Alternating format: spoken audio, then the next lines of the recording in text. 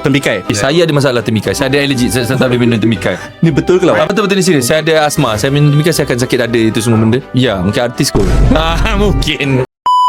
Coconut shake. Coconut shake. Ya, tu buka puasa. Coconut shake kena. Tak bloated ke?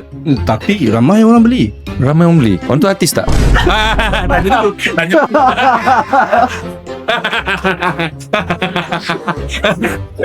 Okeylah, saya bagi 10 lah.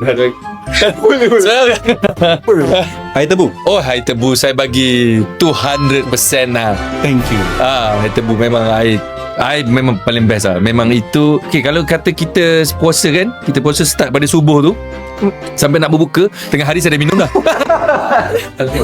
Macam mana? Sorry. Air ketira. Kata tak familiar sangat. Oh, tak familiar sangat. Ngam ke? Saya rasa bukan baru-baru ni lah Bang Viral bagi saya satu je lah. Kata dah. Satu lah. Okay. Tembikai. Saya ada masalah temikai. Saya ada allergic. Saya tak boleh minum temikai. Ni betul ke lawak? Betul-betul ni serius. Saya ada asma. Saya minum temikai saya akan sakit dada itu semua benda. Ya, mungkin artis kot.